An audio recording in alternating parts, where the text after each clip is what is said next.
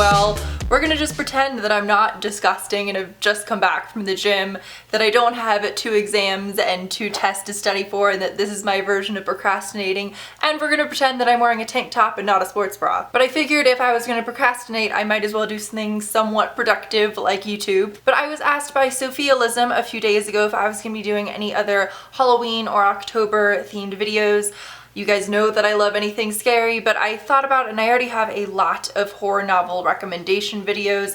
I have the Not Safe for Work tag video in which I recommend a lot of creepy books. If you click on that eye, not sure which side it will be on, you can find links to all of those. So it's honestly having a little bit of trouble thinking about videos to film on this topic. And then I realized that I've never actually talked about why it is that I personally love horror so much. So I thought I would talk a little bit about that, and of course this is a discussion, so whether or not you love or despise horror, I want to hear from you guys why. And then because I'm an annoying person studying psychology, I want to talk a little bit about the theories behind why people love horror so much. You guys know I'm obsessed with Gillian Flynn, so I thought I might as well start off with a quote from her when she was asked, these are taken from a couple different interviews, but why she personally loves writing about terrifying situations and why she loves horror. And she said, "People I think either like to be scared or don't like it. As a kid I liked being scared probably because I came from a very safe middle-class Midwestern happy home that I could venture into those places as I knew and I could come back to a different spot."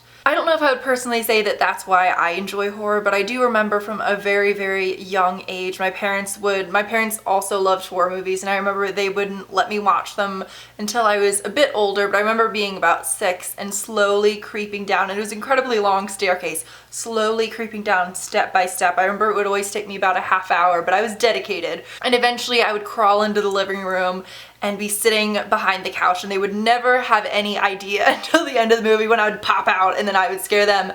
But I would always watch The Exorcist, Rosemary's Baby. I grew up watching those films. But so this has been a genre that I have from an incredibly young age always really enjoyed. And I've read a lot about this idea, and it's interesting if you guys want to Google it, which is the paradox of horror. Obviously watching horror movies elicits this very unpleasant state that we're in. So it's that paradox of why would we enjoy being in such a physically and mentally unpleasant state. Some think it's similar to that idea of enjoying a roller coaster. This kind of gets back to what Gillian Flynn was saying, where you're able to put yourself in this scary situation, but you know it's actually safe and under control and you'll be able to come out of it at the end. I think when I was little, the reason I loved horror was more so the factor of the unknown, and this is another theory that I hear often about why people love horror. Whether it's not knowing what happens to you when you die, not really knowing the person that you're married to, not knowing really what's in the dark. All of these unknown factors really draw our attention, and I know when I was little,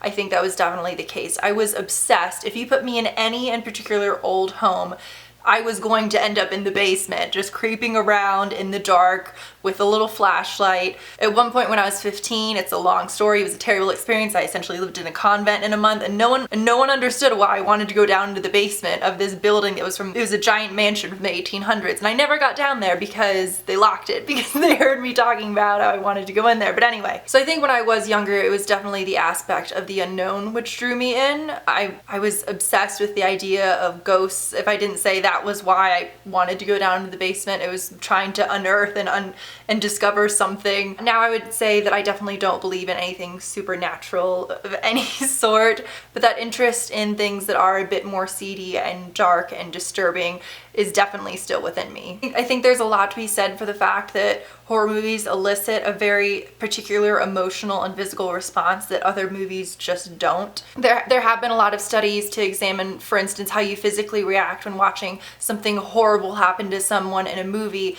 and when something's literally horrible happening in real life, and the physical reaction is similar, with the sweaty palms, increased heart rate. Obviously the reaction when watching a film is generally to a much lesser degree, but your physical response is the exact same. It's difficult for me to express why I think I enjoy reading and watching horror, or just when I say horror, I really mean any kind of dark or disturbing content. And for me right now, I think it's a mixture of being interested in that aspect of the unknown, that thrill that you get that you don't from any other kind of content, and also this fascination into the darker aspect of the human mind and the human psyche that you don't get in a lot of other types of mediums. I have read a few studies on why researchers think other people like horror, and some I think have a better basis than others, but one, and I think in this case they were using the example of a vampire, but it was implying essentially that these reactions of disgust and revulsion a lot of people expressed, it was a safe way of being able to go and watch these films and read these novels where they actually really enjoyed the idea of what was happening. And I guess you could apply this to a lot of other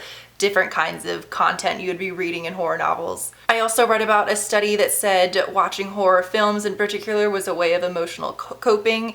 And this I thought was really interesting. They did a study to prove that and found that, I forget which university it was, but there had been a school shooting, and quite quickly after that the shooting happened in a girl's dorm. I don't think they actually said which school it was, but the shooting happened in this girl's dormitory. And then immediately after, not just in the town itself, but in the girls' dorm as well, rates of watching movies with cold-blooded killers and intense crime and horror increase significantly.